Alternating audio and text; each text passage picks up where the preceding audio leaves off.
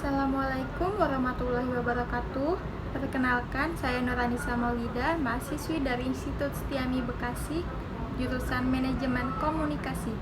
Hari ini saya akan menjalankan tugas dari salah satu dosen saya, yaitu Pak Bambang Sumatri, untuk membuat video presentasi tentang Pancasila sebagai ideologi negara. Mengapa Pancasila menjadi ideologi negara? Ideologi merupakan seperangkat sistem yang diyakini setiap warga negara dalam kehidupan masyarakat, berbangsa, dan bernegara. Ideologi melibatkan berbagai sumber seperti kebudayaan, agama, dan pemikiran para tokoh. Ideologi yang bersumber dari kebudayaan artinya berbagai komponen budaya yang meliputi sistem religi dan upacara keagamaan, juga sistem dan organisasi kemasyarakatan. Ideologi berkembang ke dalam bidang kehidupan yang lebih luas seperti ideologi pasar dan ideologi agama. Sekarang lanjut ke konsep Pancasila sebagai ideologi negara. Istilah ideologi berasal dari kata idea yang artinya gagasan, konsep, pengertian dasar, cita-cita. Sedangkan logos yang berarti ilmu. Ideologi secara etimologis artinya ilmu tentang ide-ide, the kinds of ideas, atau ajaran tentang pengertian dasar. Dalam Kamus Besar Bahasa Indonesia, ideologi didefinisikan sebagai kumpulan konsep bersistem yang dijadikan asas pendapat yang memberikan arah dan tujuan untuk kelangsungan hidup. Juga diartikan sebagai cara berpikir seseorang atau suatu golongan, dapat diartikan paham, teori, dan tujuan yang merupakan satu program sosial politik. Tracy juga menyebut ideologi sebagai kinds of ideas, yaitu suatu program yang diharapkan dapat membawa perubahan institusional bagi masyarakat Perancis. Kita pun perlu mengenal beberapa tokoh juga para pemikir Indonesia yang mendefinisikan ideologi, yaitu sebagai berikut. Ada Sasa Prateja. Ideologi adalah seperangkat gagasan, pemikiran yang berorientasi pada tindakan dan diorganisir menjadi suatu sistem yang teratur. Kedua, ada Surjanto. Ideologi adalah hasil refleksi manusia berkat kemampuannya menjaga jarak dengan dunia kehidupannya. Yang ketiga ada dengan Mubiarto. Ideologi adalah sejumlah doktrin, kepercayaan, dan simbol-simbol sekelompok masyarakat atau suatu bangsa yang menjadi pegangan atau pedoman kerja untuk mencapai tujuan masyarakat atau bangsa itu.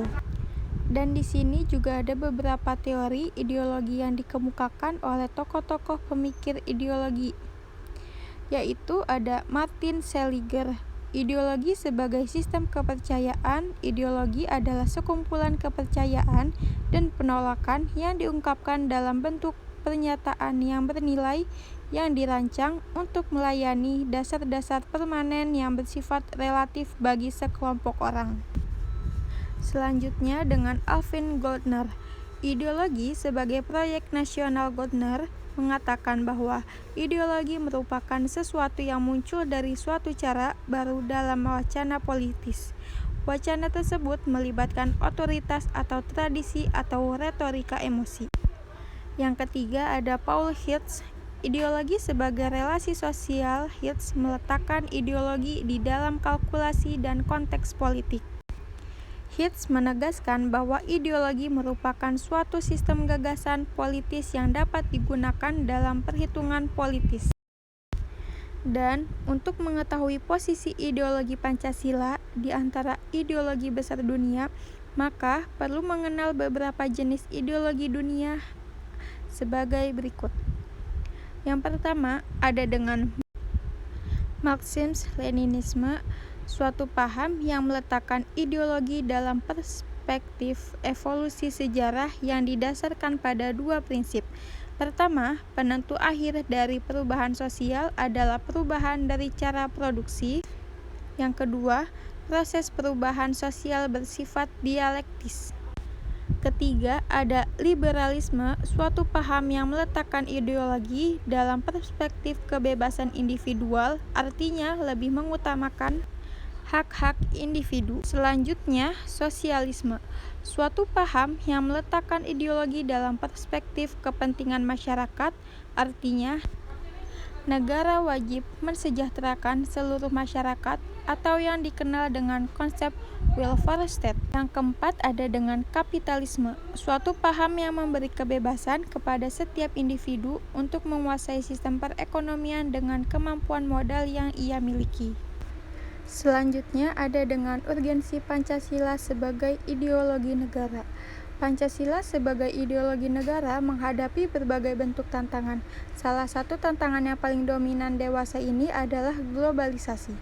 Globalisasi merupakan era saling keterhubungan antara masyarakat suatu bangsa dan masyarakat bangsa yang lain sehingga masyarakat dunia menjadi lebih terbuka. Sastra Prateja menerangi beberapa karakteristik kebudayaan global sebagai berikut. Yang pertama, berbagai bangsa dan kebudayaan menjadi lebih terbuka terhadap pengaruh timbal balik. Yang kedua yaitu pengakuan akan identitas dan keanekaragaman masyarakat dalam berbagai kelompok dengan pluralisme etnis dan religius. Yang ketiga, masyarakat yang memiliki ideologi dan sistem nilai yang berbeda bekerja sama dan bersaing sehingga tidak ada satupun ideologi yang dominan. Keempat, kebudayaan global merupakan sesuatu yang khas secara utuh tetapi tetap bersifat plural dan heterogen. Selanjutnya, nilai-nilai hak asasi manusia yaitu HAM merupakan kebebasan demokrasi menjadi nilai-nilai yang dihayati bersama tetapi dengan interpretasi yang berbeda-beda. Cukup sekian presentasi yang saya bawakan mengenai Pancasila sebagai ideologi negara. Semoga dosen dan rekan-rekan saya bisa memahami dan menyimaknya dengan baik. Kurang lebihnya mohon maaf. Wassalamualaikum warahmatullahi wabarakatuh.